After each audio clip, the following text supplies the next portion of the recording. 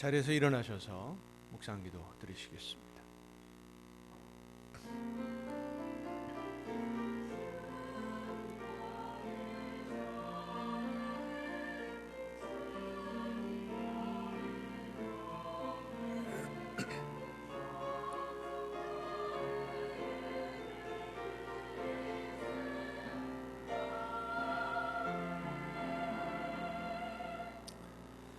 그러므로 형제들아, 우리가 예수의 피를 힘입어 성소에 들어갈 담력을 얻었나니 그 길은 우리를 위하여 휘장 가운데로 열어놓으신 새로운 살 길이요 휘장은 곧 그의 육체니라.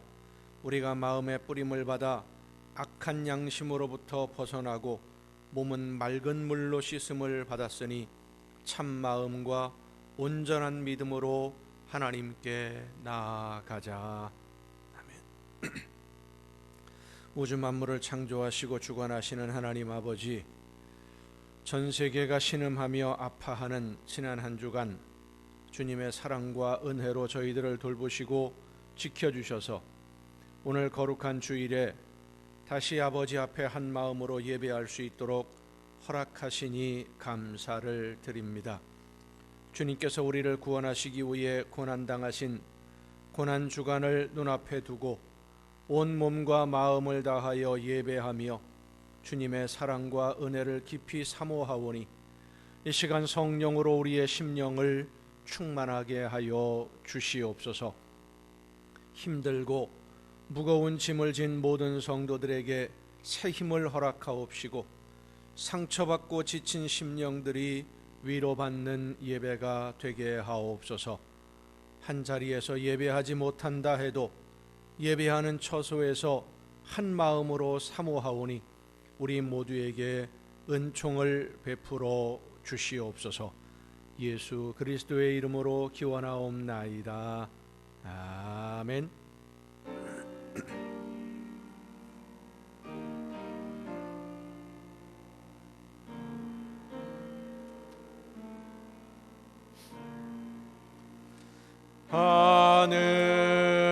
하늘에 계신 아버지,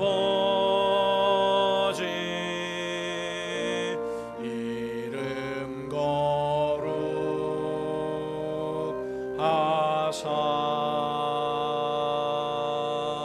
주님 나라 임하시고 뜻이 이루어지다.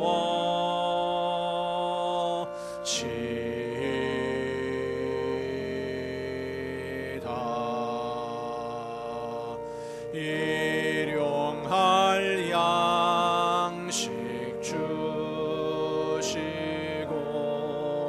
우리들의 큰 죄 다 용서하옵시고 또 시험에 들게 마시고 악에서 구원하소서. 대개 주의 나라 주의 권세 주의 영광 영원히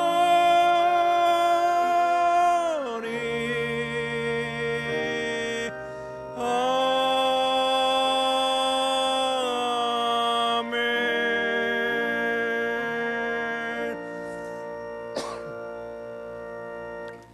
긍휼과 자비의 하나님, 하나님의 은혜를 사모합니다. 사랑의 주님, 십자가의 공로를 의지하여 나아옵니다.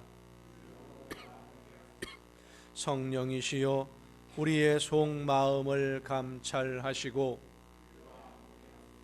살아계시는 성삼위의 하나님, 우리의 예배를 받아주시고 아멘. 자리에 앉으셔서 찬송가 14장 찬송을 함께 부르시겠습니다.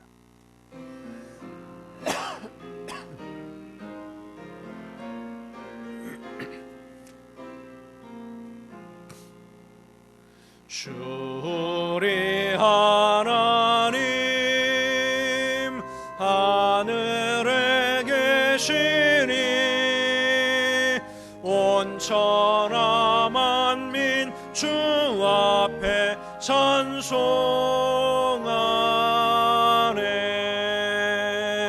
이 천지 만물도 주 앞에 엎드려 그 거룩하신 이름을 늘 높이네. 주 언약하신 곳 끝까지 지키니 저 하늘나라 향하여 곧 가리라. 주 얼굴 배울 때 내 마음이 기쁘고 영원히 주의 영광을 찬양하리.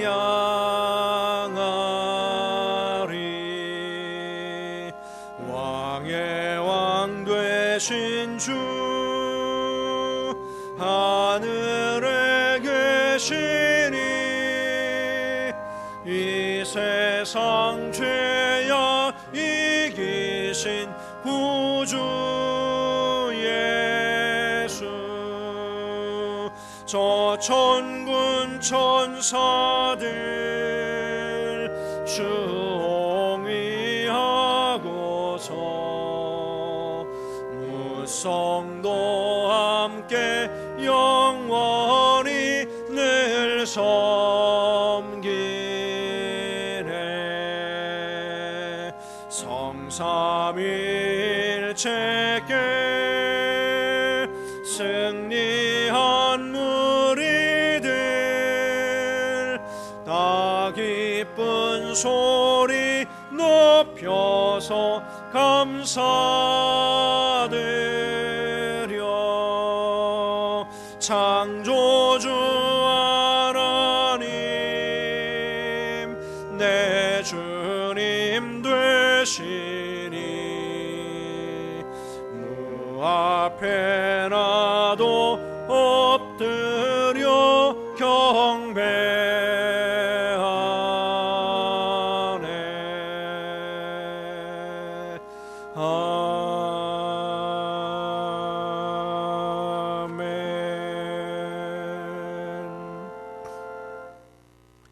여호와여, 내가 깊은 곳에서 주께 부르짖었나이다.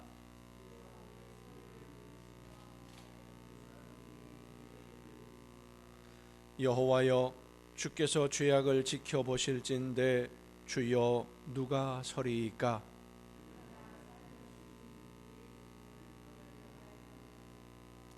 나 곧 내 영혼은 여호와를 기다리며 나는 주의 말씀을 바라는도다.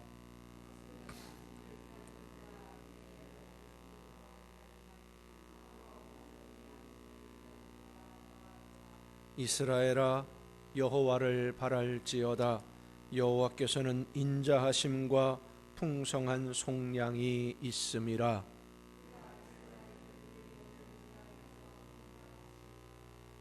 아멘. 이제 지나온 시간들을 돌아보면서 우리의 모든 잘못과 죄와 허물을 침묵 속에서 주님께 고백합니다.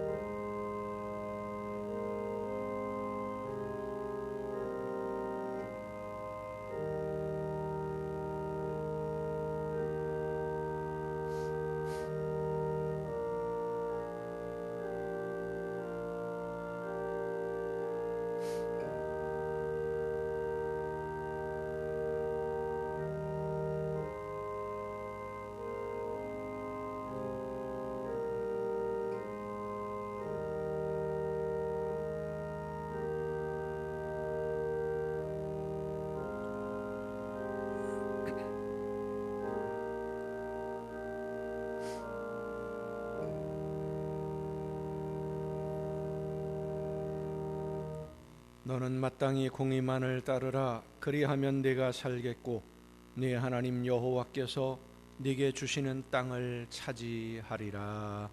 아멘. 이 말씀은 우리를 사랑하셔서 우리의 모든 죄를 용서하시는 하나님의 말씀입니다. 다 함께 사도신경으로 우리의 신앙을 고백합니다. 나는 전능하신 아버지 하나님, 천지의 창조주를 믿습니다. 나는 그의 유일하신 아들 우리 주 예수 그리스도를 믿습니다. 그는 성령으로 잉태되어 동정녀 마리아에게서 나시고 본디오 빌라도에게 고난을 받아 십자가에 못 박혀 죽으시고 장사된 지 사흘 만에 죽은 자 가운데서 다시 살아나셨으며 하늘에 오르시어 전능하신 아버지 하나님 우편에 앉아 계시다가 거기로부터 살아있는 자와 죽은 자를 심판하러 오십니다. 나는 성령을 믿으며 거룩한 공교회와 성도의 교제와 죄를 용서받는 것과 몸의 부활과 영생을 믿습니다. 아멘. 찬송가 320장 찬송을 함께 부르시겠습니다.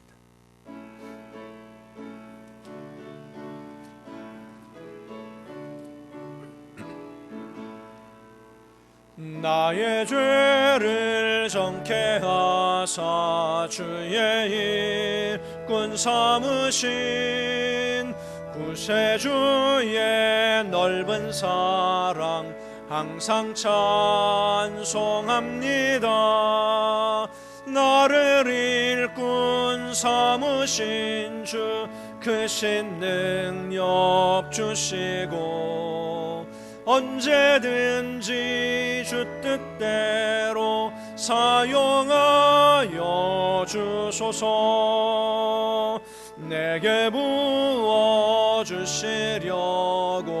은혜 예비하신 주의 은혜 채워주사 능력 있게 하소서.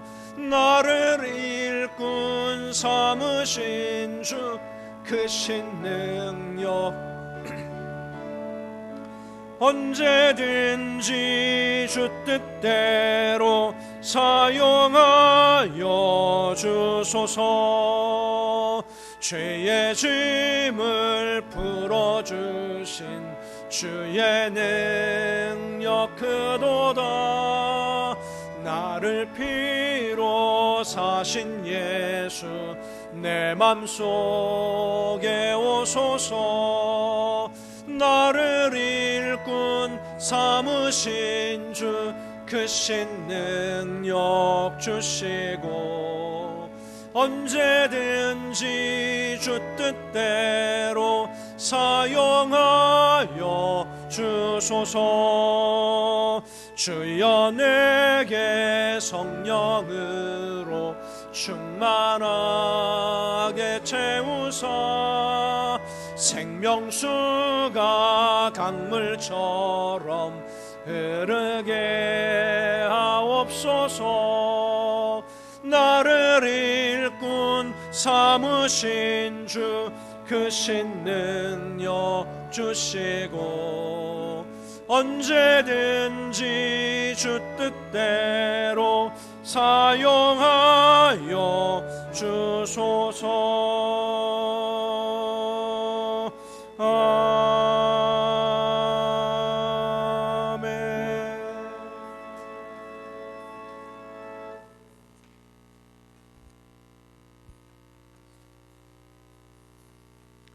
감사합니다. 하나님, 지나간 한 주간 동안도 주님 은혜 속에서 승리의 삶을 살아가게 하시고 오늘 거룩한 성일 허락하여 주시고 주님 전으로 불러주시어서 하나님께 경배 올리게 하시니 감사합니다. 하나님, 오늘도 저희 재단을 기억하여 주소서. 함께 하시고 복을 주시어서 저희 재단이 날로 부흥하게 하시어 세상에서 제일 좋은 교회로 성장하는데 부족함이 없도록 도와주시옵소서. 단위에 세워주신 우리 목사님 영육간에 강건하게 지켜주시고 부족한 저희 영혼들을 주님께로 인도하는데 영육간에 피곤치 않도록 늘 지켜주옵소서. 하나님, 온 지구를 덮고 있는 전염병을 하루속히 진정시켜 주시옵소서. 온 지구의 인류들이 불안과 공포에 휩싸여 곤고한 가운데 있습니다. 불쌍히 여기시고 긍휼히 여기시어서 하루속히 진정시켜 주시어 온 인류가 자기 자리에서 안정된 삶을 살아갈 수 있도록 도와주시옵소서. 저희 나라에 하나님을 신뢰하는 천만의 성도들 있습니다.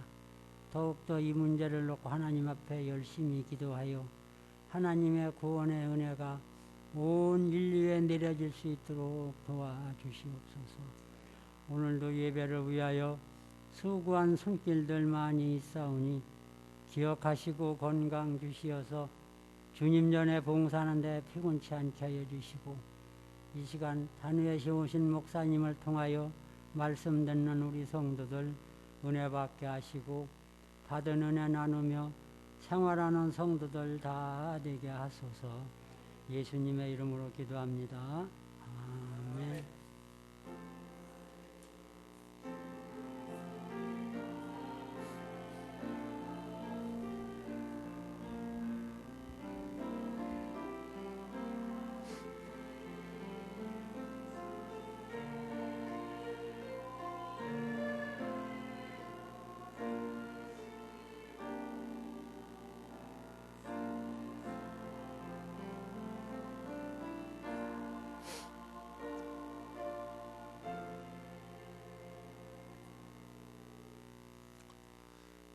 코로나 바이러스 때문에 전 세계가 어려움을 겪는 중에 있습니다.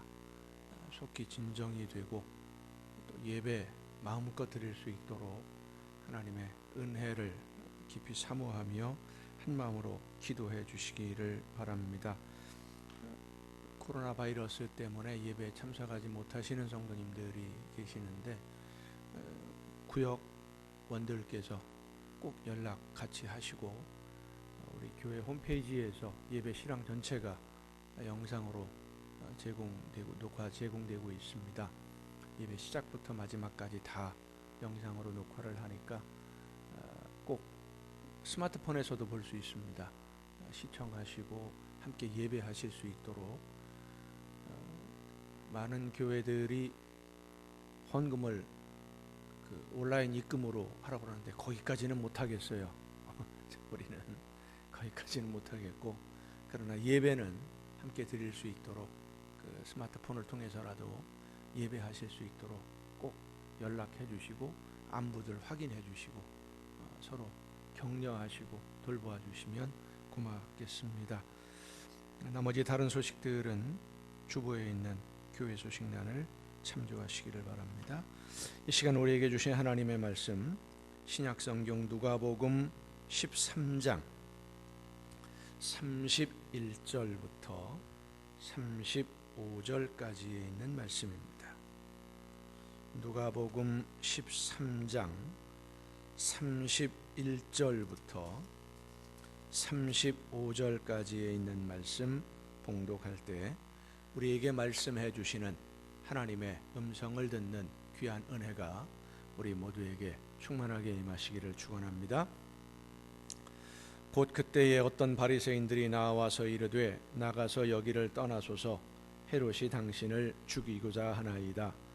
이르시되 너희는 가서 저 여우에게 이르되 오늘과 내일은 내가 귀신을 쫓아내며 병을 고치다가 제3일에는 완전하여지리라 하라. 그러나 오늘과 내일과 모레는 내가 갈 길을 가야 하리니 선지자가 예루살렘 밖에서는 죽는 법이 없느니라.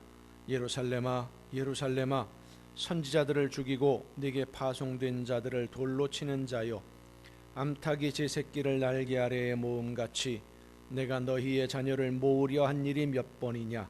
그러나 너희가 원하지 아니하였도다. 보라 너희 집이 황폐하여 버린 바 되리라.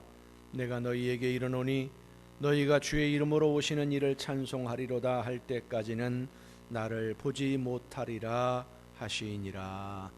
아멘. 말씀을 통해서 하나님의 귀한 음성을 듣는 은혜가 이 시간 우리 모두에게 충만하게 임하시기를 축원합니다. 함께 기도하시겠습니다. 연약한 저희들을 찾아오시고 말씀해 주시는 아버지 하나님, 이 시간 저희들에게 말씀하시는 하나님의 음성 듣기를 간절히 사모하는 심령들이 한 마음으로 아버지 앞에 마음을 열고 머리를 숙였사오니 성령께서 이 시간 우리 모두에게 임하여 주시고 우리의 심령을 주관하시며 귀를 열어주시고 지혜를 허락하여 주시옵소서. 하나님의 귀한 음성을 듣게 하옵시고 믿음으로 결단하여 그 말씀을 따라 순종함으로 열매 맺는 삶으로 나아가게 하여 주시옵소서. 연약한 종을 세우셨사오니 성령의 크신 능력과 권능으로 붙들어 주셔서 사람의 모든 연약함을 다 가리우시고 오직 하나님의 말씀만 전달하는 일꾼으로 도구로 쓰임받기에 부족함이 없도록 붙들어 주시옵소서. 모든 것을 주님께 의탁하옵고 예수님의 이름으로 기도하옵나이다. 아멘. 여호와 하나님은 여러분에게 복을 주시고 여러분을 지키시기를 원하며 여호와 하나님은 그 얼굴을 여러분에게 비추사 은혜 베푸시기를 원하며 여호와 하나님은 그 얼굴을 여러분에게로 향하여 드사 평강 주시기를 원하노라. 아멘. 하나님의 은혜와 평강이 또 그 놀라운 축복이 이제로부터 영원토록 여러분 모두에게 가정과 계획하는 모든 일들 또 자녀들 위에 풍성하게 충만하게 임하시기를 축원합니다. 코로나19라는 재앙으로 우리나라뿐만 아니라 전 세계가 멈추어 서고 경제가 신음을 하고 있습니다. 지구촌 생활권이라고 이야기하던 때가 엊그제인데 지금은 나라와 나라 간의 이동이 금지되고 있고 어제까지 호형호재하던 사람들이 그런 나라들이 서로 살아남기 위해서 발버둥 치느라 이웃의 아픔을 돌아볼 여유조차도 없어지고 말았습니다. 50만이 넘는 사람이 바이러스에 감염되었다라고 하고 사망자가 2만 명이 넘어왔습니다. 유럽에 있는 한 나라는 요양원에서 바이러스가 퍼지기 시작하니까 직원들이 환자를 버려두고 다 도망을 가버렸어요. 수십 명이 목숨을 잃고 방치되어 있는데 군인들이 그 요양원에 가보니까 한 병실 안에 옆에 침상에는 이미 숨이 끊어져서 부패가 되고 있는 시신이 있는데 스스로 움직일 수 없으니까 그냥 목숨이 붙어 있으니까 침상에 누워 있는 그런 환자들을 발견하기도 했습니다. 이 모든 일들이 환경을 파괴하며 욕심을 따라 살던 우리 인류의 어리석음의 원인이 있다고 생각이 됩니다. 많은 사람들이 이런 어려움을 만나거나 위기를 맞이하면 하나님의 도우심을 간구하자고 말을 합니다. 믿음이 있는 믿음으로 사는 사람들의 이야기겠지요. 그러나 돌이켜 생각해 보면 하나님은 우리에게 좋은 것을 이미 다 주셨습니다. 더 이상 말할 수 없을 정도로 좋은 것을 다 주셨어요. 좋은 환경을 주셨고 좋은 물을 주셨고 공기와 기름진 옥토를 이미 주셨습니다. 사람들에게 지성과 이성을 주셔서 하나님이 주신 이 세상을 아름답게 가꾸며 누리며 살 수 있도록 허락해 주셨습니다. 연약한 우리가 어려움에 부딪혔을 때 하나님에게 간구하는 것은 물론 옳은 일입니다마는 우리에게 주어진 능력과 기회를 욕심을 따라서 잘못 사용함으로써 세상을 파괴하고 환경을 파괴해서 이런 어려움들을 지금 만나고 있는 것인데, 그런 잘못에 대해서 회개하지 않고 반성하지도 않으면서 하나님의 도우심만을 간구하는 것은 신앙이 아니라 뻔뻔한 것입니다. 미련한 것이죠. 아이들이 잘못하면 부모님이 아이들을 그냥 용서해 주지 않습니다. 그냥 도와주지도 않습니다.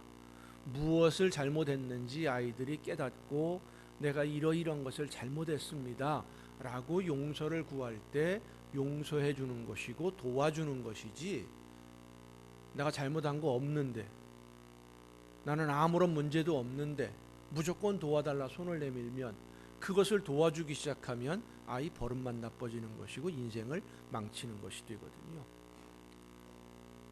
하나님이 이미 우리에게 주신 지혜로 의학적 연구라든지 온 세상 모든 사람들이 함께 아름답게 살아갈 수 있는 미래를 위해서 준비하지 아니하고 쓸모없는 무기 개발에 천문학적 비용을 사용하고 있고, 현실의 욕망을 충족하기 위해서 환경을 끝없이 파괴한 결과로 오늘의 재앙을 만나고 만 것입니다.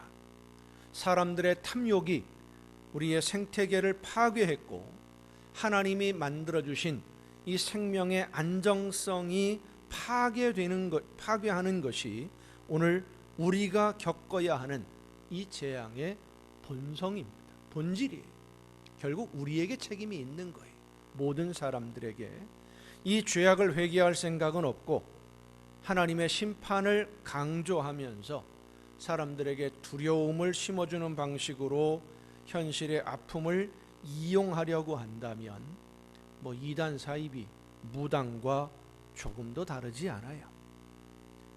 무속인이라고 하는 사람들이 일부지요. 전부는 아닙니다만은 일부 잘못된 사람들은 사람들의 두려움을 자극합니다. 가을이 되면, 추수가 끝날 때쯤 되면 시골 마을을 돌아요. 이 사람들이 돌면서, 요즘 시골 마을에 가면 연로하신 부모님들이 시골 마을에 계시고 자녀들은 거의 대부분이 도시에 나가서 살고 있지 않습니까?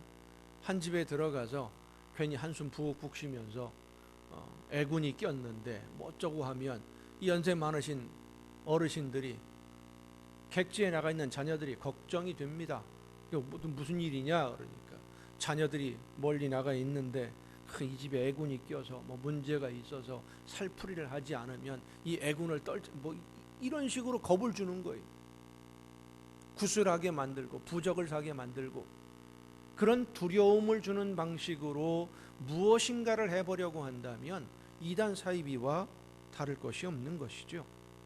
모든 일들을 종교적 죄와 결부시켜서 억지로 성경을 끌어다 사용하는 어리석은 행동들을 하지 말아야 됩니다. 오히려 이런 재앙의 날에 이웃을 사랑하고 섬기며 희생하고 봉사하는 교회의 본질과 성도의 본질을 회복해서 세상을 향해 하나님의 나라는 이런 것이라는 것을 보여줄 수 있는 기회로 삼아야 될 줄로 믿습니다. 이 시간, 이 재난과 환난을 만났을 때에 우리가 가져야 할 태도에 대해서 성령께서 말씀해 주시는 음성을 듣는 귀한 은혜가 여러분 모두에게 충만하게 임하시기를 간절히 바랍니다. 이번에 있는 이런 코로나 바이러스와 같은 전 세계적인 재난을 다룬 영화들이 많이 있는데, 그 중에 투모로우라고 하는 영화가 2004년도에 개봉이 되었습니다. 그 영화 내용을 보면 지구 온난화로 인해서 기상이변이 일어날 것 같다라는 것을 미리 예측한 한 과학자가 이제 정치인들에게 와서, 국회에 와서 백악관에 가서, 미국 영화니까 이야기를 합니다. 그런데 정치인들이 듣지를 않아요. 말도 안 되는 소리 하지 말아라. 괜히 그런 얘기 했다가는 민심이 동요를 하게 되고 혼란을 겪게 되고 경제가 어려움을 당하게 되고, 그렇게 되면 표가 떨어진다. 쉽게 말로 해서 지지자들이 떠난다. 뭐 이런 이유로 인해서 경제적인 손실을 입는다는 이유로 인해서 무시를 해버립니다. 그런데 기상이변 정도가 아니라 엄청난 해일이 몰려오고 빙하기가 찾아옵니다. 근데 마침 그때에 이 과학자의 아들이 좋아하는 여학생이 한 사람이 있었는데, 이 여학생이 과학 퀴즈 대회에 참가하려고 하니까, 공부는 별로 안 좋아하는 학생인데, 아들인데, 이 과학자의 아들이 여학생하고 같이 있고 싶어서 한 팀이 되어서 퀴즈 대회에 참석을 합니다. 뉴욕에서 열리는 퀴즈 대회에 참석을 했는데, 마침 그때 뉴욕에 가 있는 그때에 해일이 밀려오고 눈이 엄청나게 퍼부으면서 이 아들이 도서관에 갇히고 말아요. 가까스로 아버지하고 통화를 합니다. 과학자인 아버지가 기상 변화가 이러이러하니까 절대 건물에서 밖으로 나오지 말아라. 그리고 수단 방법 가리지 말고 체온을 유지하고 거기 기다리고 있어라. 지금 있는 데가 어디냐? 도서관. 내가 너를 찾아가마. 약속을 합니다. 그리고는 함께 탐사를 다니던 일행들과 함께 이제 아들을 찾으러 길을 떠나는데, 폭설이 내리고요. 뭐 폭설 정도가 아니라 앞이 안 보일 정도, 건물이 다 뒤덮이는 눈이 내려요. 그리고 엄청난 바람도 불고 온도가 갑자기 영하 20도 30도 내려가면서 모든 만물들이 얼어붙어 버립니다. 그래도 이 아버지는 아들과의 약속을 지키기 위해서 길을 갑니다. 가는 도중에 일행 중 한 사람이 목숨을 잃게 되고, 또 한 사람이 심각한 부상을 당하는 어려운 상황에 처해 있음에도 불구하고 이 아버지는 아들이 기다리는 곳을 향해서 한 걸음 한 걸음 걸음을 옮겨요. 아버지가 아들을 향해 가는 동안 이 아들은 아버지의 말을 믿고 그 친구들과 함께 퀴즈 대회에 참여했던 친구들, 또 그리고 그 아들의 말을 듣는 몇몇 사람들과 함께 건물을 떠나지 않고 기다립니다. 대부분의 사람들이 건물을 떠나면 죽게 된다고 이야기를 해도 듣지 않고 떠나갔지만은 이 아들과 몇몇 사람은 건물 도서관 안에 있는 거예요. 아버지의 말을 믿었고 약속을 믿었기 때문에. 도서관에 있는 한 교실에서 도서관에 있는 책들로 불을 떼면서 아버지를 기다리다가 결국 아버지를 만납니다. 그때 이 아버지가 아들에게 말합니다. 약속한 대로 왔다. 이 아들이 대답을 합니다. 예, 믿고 기다렸어요. 그 가는 길이 쉽지 않았습니다. 죽음의 위험도 있었고 눈보라를 뚫고 걸어야만 했습니다. 그래도 갑니다. 그 길 끝에 나를 믿고 기다리는 아들이 있기 때문이죠. 자신을 기다리는 아들을 생각하며 한 걸음 한 걸음 죽음의 위협을 무릅쓰고 걸음을 옮기는 그 아버지의 모습에서 십자가를 향해 걸음을 옮기는 예수님의 모습을 보게 됩니다. 하나님이 원하시는 뜻을 이루기 위해서 온 세상 모든 사람들을 죽음에서 건지시기 위해 고난을 향해 죽음의 위험을 무릅쓰고 한 걸음 한 걸음 나아가는 예수님의 모습. 몰라서 간 것이 아닙니다. 알면서도 가는 거예요. 오늘 본문의 상황도 보면 헤롯이라고 하는 그 당시에 유대 나라를 다스리고 있던 왕이 예수님을 죽이려고 한다는 것을 사람들이 와서 이야기를 해줍니다. 이미 소문이 다 나 있을 정도니까요. 헤롯은 이미 세례 요한을 죽인 사람입니다.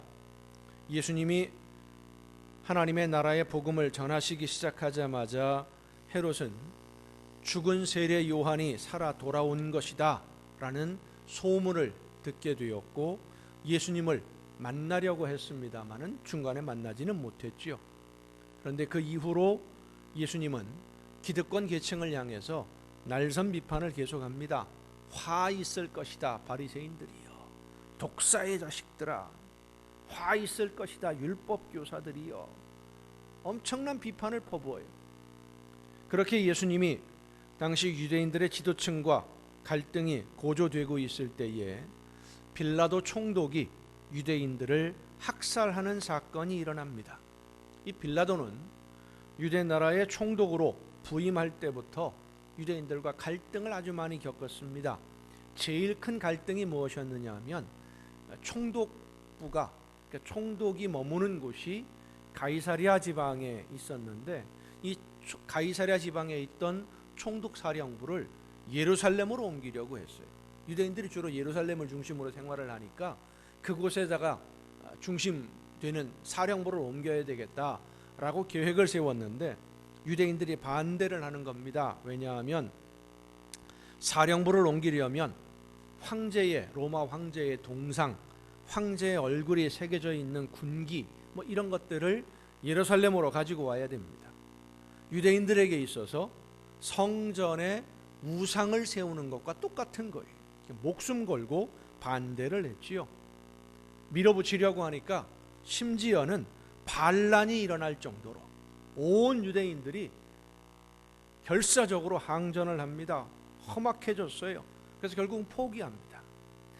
그래서 이 빌라도는 사마리아 사람들과 유대인들의 이 감정적 대립을 교묘하게 이용하곤 했었는데, 성전에서 제물을 드리는 갈릴리 사람들을 사마리아 사람들이 뭐 어떤 이유에 있었는지 모르지만은 성전 안에 들어와서 죽이는 그런 사건이 벌어집니다.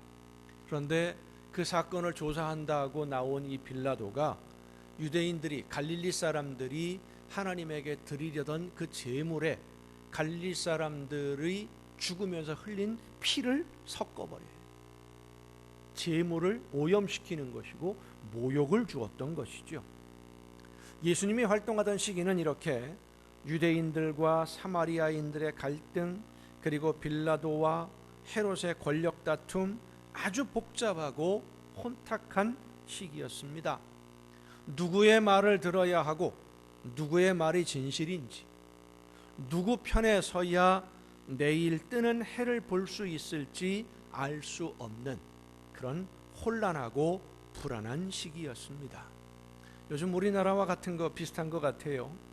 선거를 앞두고 말의 홍수가 밀어 닥쳤습니다. 완전히 서로 다른 말들이 오고 가는데 서로 내 말은 옳고 다른 사람의 말은 틀렸다고 합니다.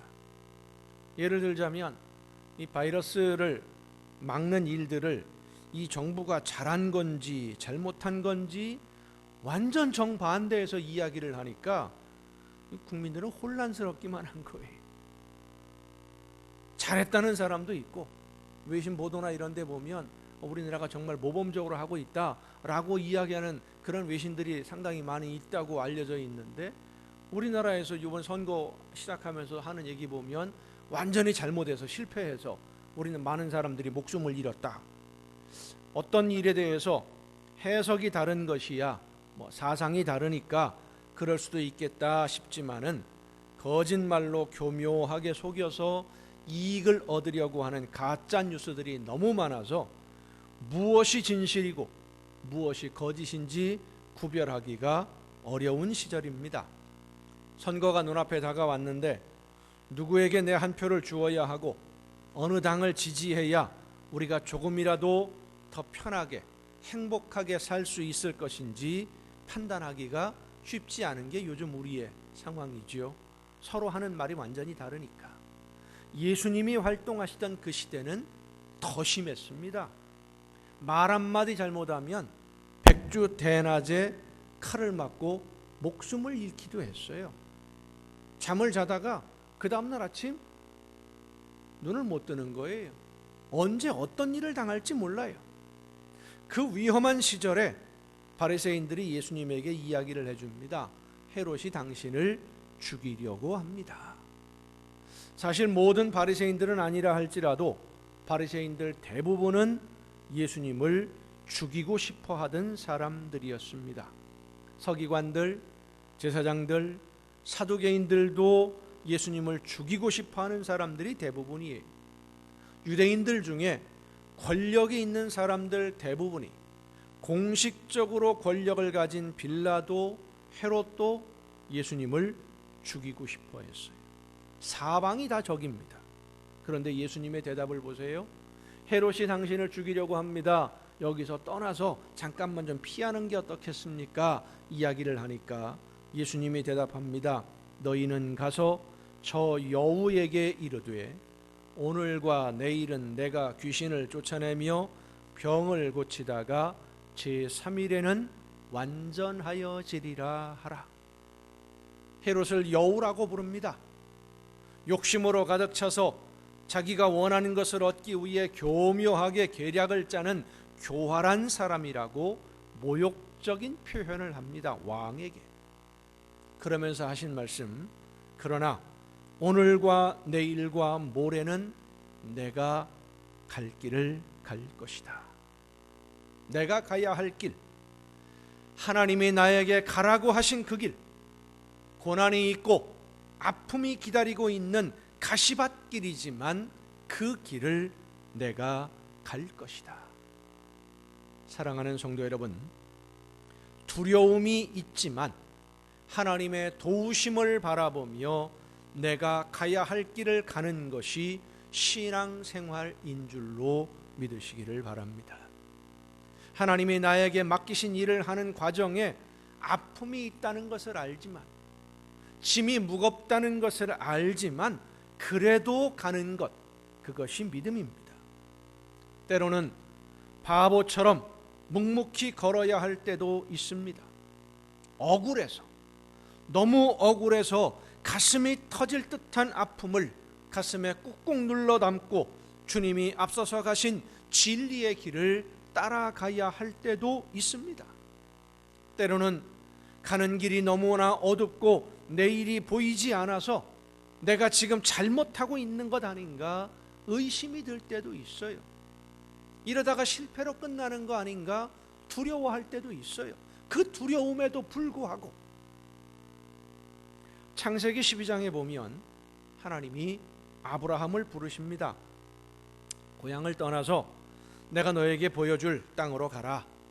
거기서 내가 너에게 복을 주고 네 후손으로 큰 민족을 이루어서 내 이름을 창대하게 해줄 것이다. 이 말씀을 듣고 아브라함이 길을 떠났는데 그때 나이가 75세입니다. 젊은 때가 아니에요. 인생을 마무리해야 할 시점입니다. 그런데 새로 시작하는 겁니다. 마무리해야 될 시점에 길을 떠났어요. 가나안 땅에 도착을 했는데 가뭄이 들어서 그 가뭄을 피해 애굽으로 갔다가 또다시 가나안으로 돌아왔다가 또 가뭄이 들으니까 블레셋 땅으로 갔다가 다시 돌아왔다가 그러는 동안 많은 일들을 겪어요. 애굽에서는 애굽의 왕에게 아내를 빼앗겼다가 하나님의 도우심으로 다시 찾아왔고, 블레셋으로 갔다가 또 아내를 누이라고 속였다가 곤욕을 크게 치릅니다. 조카 롯과 헤어져서 살다가 포로가 된 롯을 구하기도 하고 여러 가지 많은 일들을 겪게 되는데 제일 중요한 하나님의 약속, 아들을 주신다고 하는 이 약속이 이루어지지를 않는 거예요. 하나님의 말씀을 듣고 길을 떠난 지 10년이 넘도록 약속을 믿고 기다렸는데 아들을 얻지 못하니까 그 아내 사라가 아브라함을 흔들어요. 이러다가는 영영 아들을 얻지 못할 수도 있으니까 하나님이 아들 주신다고 했는데 지금 내 나이가 80이 넘어가고 사라이가 10년 지났으니까 사라의 나이도 80이 넘어가는 거예요. 80이 넘어가고 이러다가는 영영 아들 못 얻을 것 같습니다. 그러니까 하갈이라는 여종을 통해서라도 아들을 얻읍시다. 더 이상 기다리다가는 이도 저도 안 될 수가 있습니다.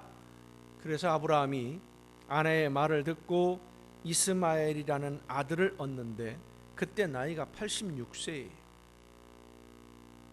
이제 아들을 얻었으니까 되었다 싶었는데 이 하나님이 꼭 잊을만 하면 나타나셔가지고 약속을 상기시켜 주는 겁니다. 내가 너에게 복을 준다. 복 줄게. 걱정하지. 조금만 더 기다려봐. 복을 준다. 이스마엘 아니다. 그 아들 아니다. 내 아내 사라로부터 아들을 얻게 될 거다. 자, 생각해 보십시다. 나이가 99세가 될 때까지 그 얘기를 듣는 거예요. 75세 때 하나님의 말씀을 듣고 고향을 떠났는데 99세가 될 때까지 24년 동안 잊을만 하면 와서 의심이 들어서 포기할 만하면 하나님이 나타나서 복을 주겠다. 아들 주겠다. 계속 하시는 거예요. 이스마엘을 얻은 지도 13년이 지났습니다. 아브라함의 나이가 99세고 그 아내 사라의 나이가 89세입니다. 그런데 창세기 17장에 보면은요, 아들 주신다고 또 그러시는 거예요. 이제 포기할 만도 한데. 아브라함이 어떤 심정이었을까요? 창세기 17장에 보면 하나님이 아들을 주신다 그러니까 이렇게 성경에 기록합니다. 아브라함이 엎드려 웃으며 마음속으로 이르되 100세 된 사람이 어찌 자식을 낳을까? 사라는 90세니 어찌 출산하리요? 하고 하나님이 이에 하나님께 아뢰되 이스마엘이나 하나님 앞에 살기를 원하나이다 기록하고 있어요. 우리가 보통 알기로는 하나님이 아브라함에게 아들을 낳게 해준다 그러니까 아브라함은 믿었는데 사라가 그 말이 안 믿어져서 장막 뒤에서 웃었어요. 그래서 하나님이 네 아내 사라가 왜 믿지 않고 웃느냐? 나 웃은 적 없습니다. 그래서 낳은 아들의 이름이 이삭. 이삭의 뜻이 웃음입니다. 웃었다 해서 이삭이라고 이름을 진 거예요. 그런데 창세기 17장에 보면은요, 아브라함이 먼저 웃었어요. 소리내서 웃지는 않았지만 속으로 웃었어요. 말도 안 되는 소리니까 자기도 모르게 웃음이 나오는 겁니다. 그리고 1년이 지나서 이삭이 태어났어요. 아브라함이 이삭을 얻기 전까지 어떤 심정이었을까요? 하나님의 말씀을 듣고 믿었는데, 그래서 위험을 무릅쓰고 떠났는데 고생은 고생대로 죽도록 하고, 아내로 인해서 죽을 수도 죽겠다, 잘못하면 아내 빼앗기고 죽임을 당할 수도 있겠다, 그런 생각이 들어서 거짓말을 2번이나 해야 됐고, 약속한 아들은 없고 25년이 지나도록, 이게 무슨 축복이에요?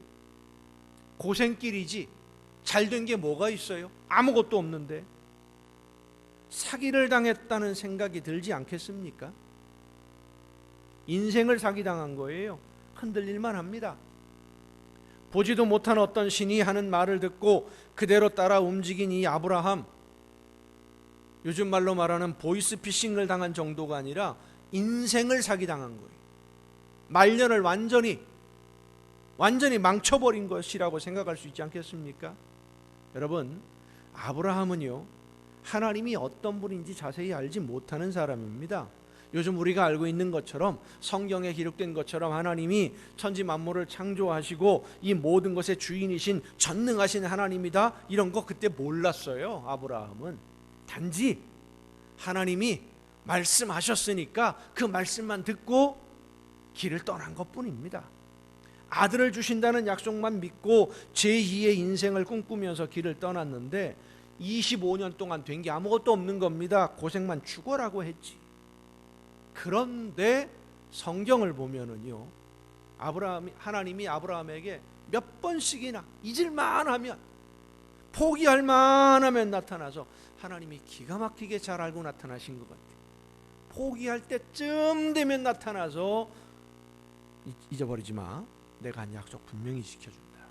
분명히 내가 너에게 아들을 주겠다. 기억하게 해주셔요. 그런데 되는 건 하나도 없는 거예요. 그래서 사라가 하갈을 통해 아들을 얻자고 할 때 아브라함이 말없이 응했을 수밖에 없을 겁니다.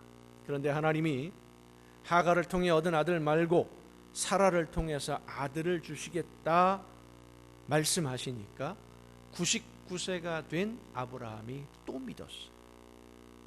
그리고 또 기다립니다. 그 창세기 17장을 보면 하나님이 99세가 이 아브라함이 99세가 되었을 때에 하나님이 아들을 주신다. 이스마엘 아니다. 너에게 사라를 통해 아들을 주신다. 그러니까 아브라함의 심정을 성경에 뭐라고 표현했느냐? 깊은 두려움에 빠졌다 그랬어요. 두려웠어요. 겁이 난 거예요. 이러다가 실패로 끝나는 것이 아닐까? 내가 잘못 선택을 한 것은 아닐까? 두려웠어요. 그 두려움 속에서 하나님의 말씀을 붙들었고 두려움 속에서 하나님의 약속을 믿었던 것입니다. 이 믿음이 두려워하지만 두려움이 있지만 안 믿어지지만 너무나 말이 안 돼서 자기도 모르게 웃음이 나왔지만 그럼에도 하나님이 말씀하시니까 또 믿은 이 믿음이 아브라함의 믿음이고 이 약속을 믿고 기다리는 이 믿음이 오늘 우리의 믿음이 되어야 될 줄로 믿습니다. 예수님은 고난이 기다리고 있고 말로 다 표현할 수 없는 시련과 아픔이 있다는 것을 알면서 나는 내 길을 간다 그러셨습니다. 그 길이 주님이 가야 할 길이요 하나님이 맡기신 길이라는 것을 믿었기 때문에 예수님이 아무런 생각 없이 걱정 없이 그 길을 가셨겠습니까? 아닙니다. 예수님의 마음속에도 두려움이 있어요. 염려가 있어요. 마지막 겟세마네 동산에서 예수님의 기도하시는 그 모습, 아버지여 할 수만 있다면 이 잔을 내게서 지나가게 하옵소서. 제자들에게 이야기합니다. 내가 심히 고민하여 죽게 되었다. 내가 심히 고민하여 죽게 되었다. 두려운 거예요.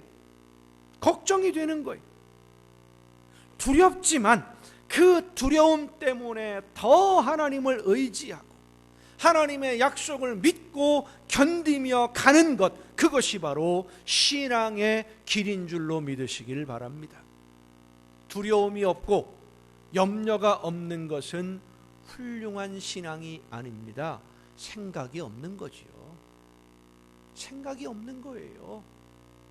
걱정이 없고 염려가 없는 것, 그게 훌륭한 신앙인 것 같지만 그건 생각이 없는 거예요. 두렵습니다.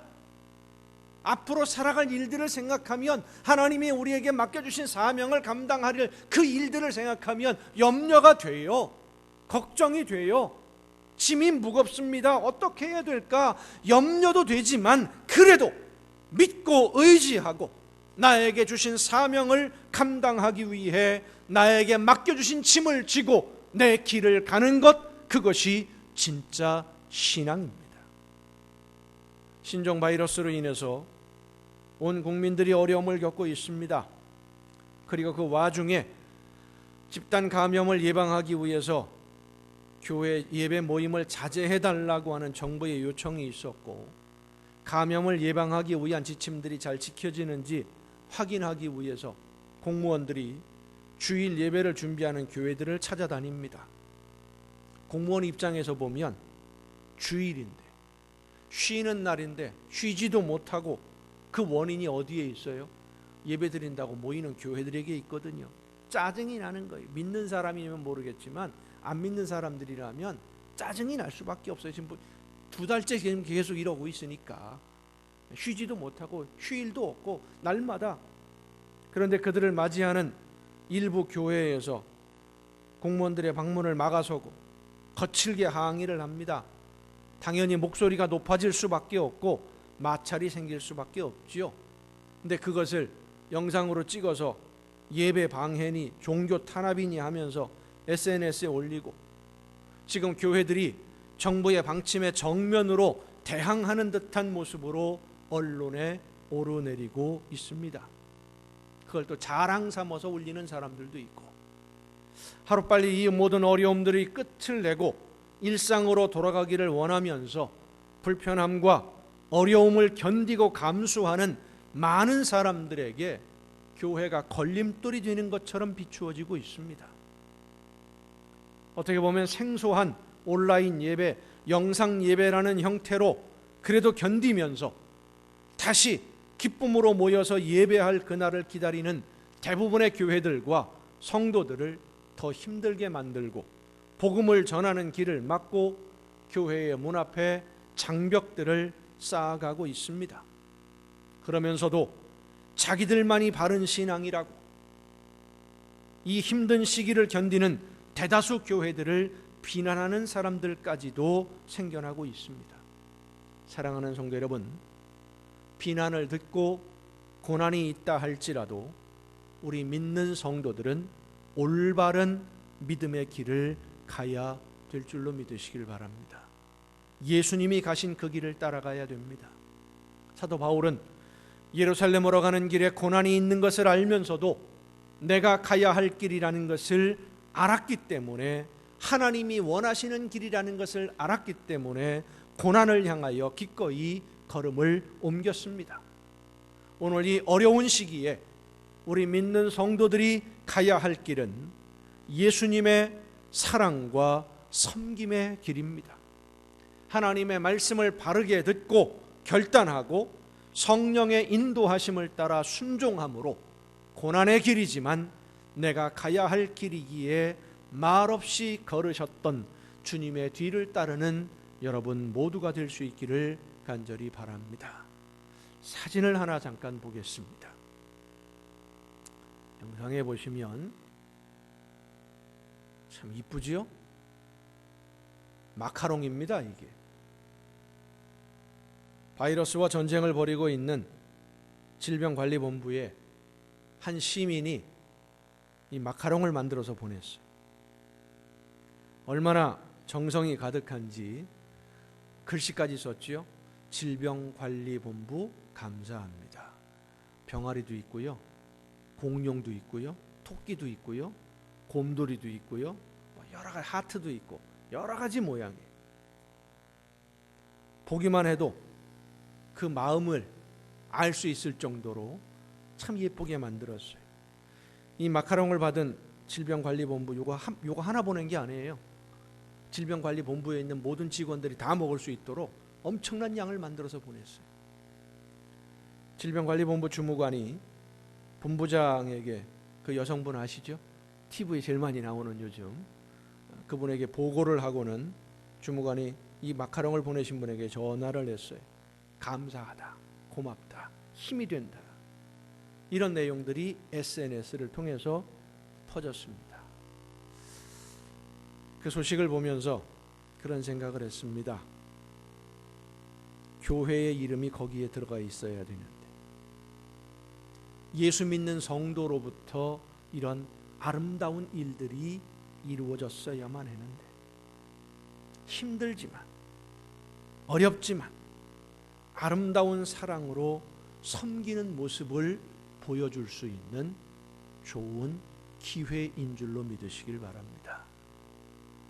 바이러스가 퍼지기 시작했을 때 올해 1월이죠. 1월부터 2월까지 중국의 우한이라고 하는 한 도시가 완전히 폐쇄가 됐습니다.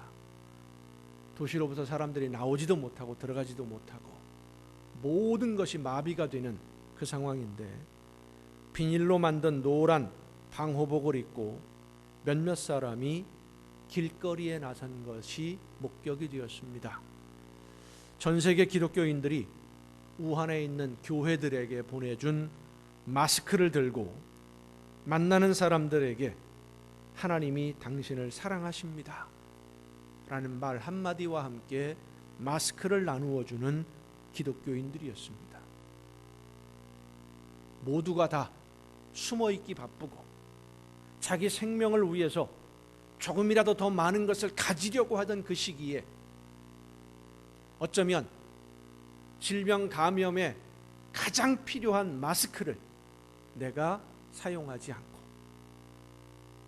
얼굴도 모르는 길거리 지나가는 사람들에게 하나님은 당신을 사랑하십니다 라는 말 한마디와 함께 그 마스크를 나누어 준 사람들, 다른 말도 그 어떤 행동도 없었습니다. 도움이 필요한 어려운 이웃을 찾아가는 따뜻한 그들의 사랑의 손길, 그들의 삶의 모습을 보면 이 사람들은 교회에 모이는 사람들이 아니라 교회로 살아가는 사람들의 모습이었습니다. 진짜 교회의 모습이에요. 진짜 성도의 모습이에요. 사랑하는 남광의 성도 여러분, 교회는 사랑하고 섬기는 하나님 나라의 표상입니다. 그 사랑과 섬김의 길을 갈 때 혹시 어려운 일이 있고 오해를 받아서 가슴 아픈 일이 있다 할지라도 그래도 우리는 길을 가야만 합니다. 예수님이 나는 내 길을 간다고 하시며 고난이 기다리는 그 길을 멈추지 않고 가신 것처럼 사랑하고 섬기며 갈 수 있기를 바랍니다. 오늘의 어려움과 고통은 우리 믿는 성도들이 그동안 실천하지 못했던 예수님의 사랑을 실천하고 전하고 섬기는 기회를 주신 것으로 믿고 우리의 길, 믿음의 길을 걷는 여러분과 우리 주님이 성령의 능력으로 함께해 주실 줄로 믿습니다. 기도하시겠습니다. 연약한 저희들을 사랑하시는 아버지 하나님, 주님께서 나는 내 길을 간다 말씀하시고 십자가가 기다리고 있는, 고난이 기다리고 있는 그 길을 말없이 걸으셨던 것처럼 오늘 주님이 가신 그 길을 따라 고난이 있고 아픔이 있고 어려운 시련이 있다 할지라도 예수님처럼 사랑하고 이웃을 섬기며 희생하고 헌신하며 봉사함으로 아름다운 하나님의 나라를 세상 모든 사람들에게 보여주며 나아가는 우리의 길을 가는, 하나님이 맡겨주신 길을 가는 우리 모두가 되게 하여 주시옵소서. 성령의 놀라우신 능력으로 하나님이 주신 그 길을 가는 모든 성도들에게 함께 하시고 능력으로 붙들어 주셔서 담대하게 아름다운 열매를 바라보며 나아가는 우리 모두가 되게 하여 주시옵소서. 이 모든 말씀을 예수님의 이름으로 기도하옵나이다. 아멘. 이 시간 우리에게 주신 말씀을 생각하면서 주님께서 기뻐하시는 길을 걸을 때에 혹시라도 힘들고 어려움이 있다 할지라도, 아픔이 있고 고통이 있다 할지라도 하나님이 기뻐하시는 대로만 믿음으로 가겠사오니 나를 붙드시고 성령의 능력으로 함께하여 주옵소서. 이렇게 기도하며 결단하며 찬양하시겠습니다.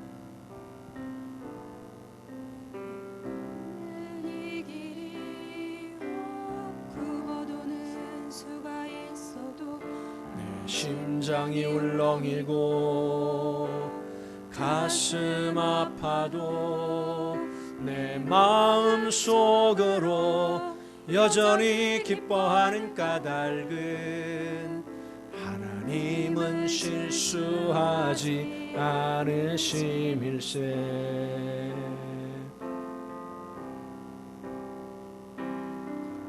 내가 세운 계획이 빗나갈지 모르며 나의 희망 덧없이 쓰러질 수 있지만 난 여전히 인도하시는 주님을 신뢰하는 까닭은 주께서 내가 가야 할 길을 잘 아심일세.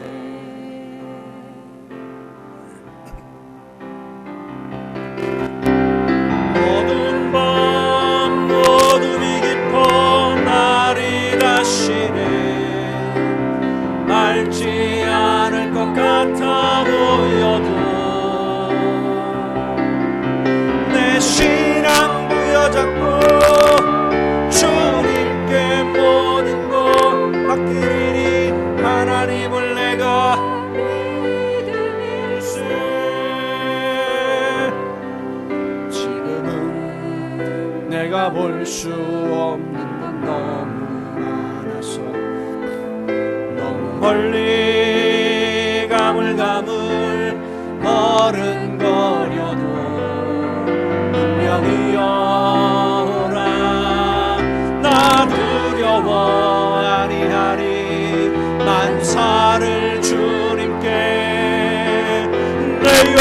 맛들이 차츰차츰 안개는 걷히고 하나님 지으신 빛이 뚜렷이 보이리라. 가는 길이 온통 어둡게만 보여도 하나님은 실수하지 않은 신단에 내가 걷는 이 길이 내가 걷는 이 길이 굽어도는 수가 있어도 내 심장이 울렁이고 가슴 아파도 우리가 하나님의 말씀을 따라서 예수님의 뒤를 따라가고자 할 때에 힘들 수 있습니다. 아니 힘듭니다. 고난이 있습니다. 아픔도 있습니다. 원하는 대로 이루어지지 않을 수 있습니다. 그러나 하나님의 약속은 반드시 이루어집니다. 약속하심을 믿고 약속을 의지하고 성령의 도우심을 바라보며 끝까지 믿음으로 순종함으로써 아름다운 하나님이 기뻐하시는 열매를 맺는 여러분 모두가 될 수 있기를 간절히 바랍니다.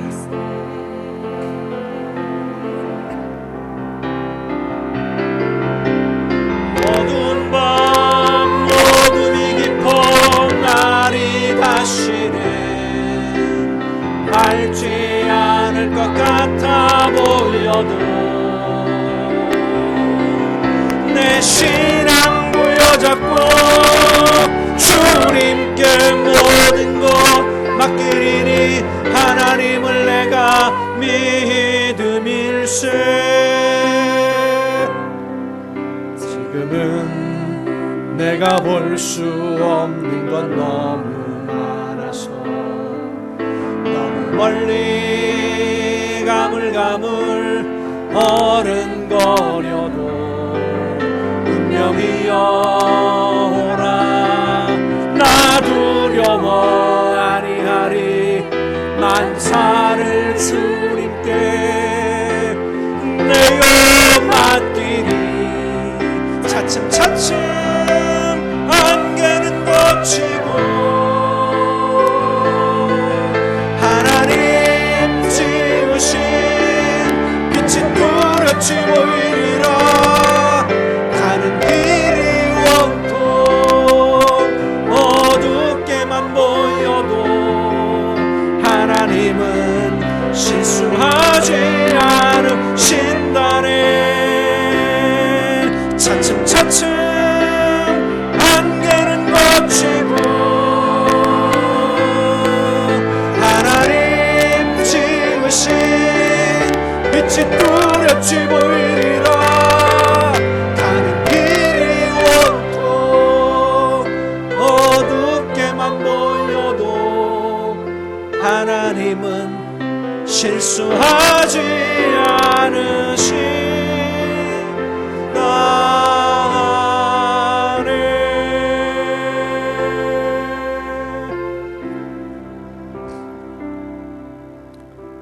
저희들의 걸음을 인도해 주시는 아버지 하나님, 하나님의 계획하신 대로 오늘도 우리의 걸음을 이끌어 주시는 줄로 믿습니다.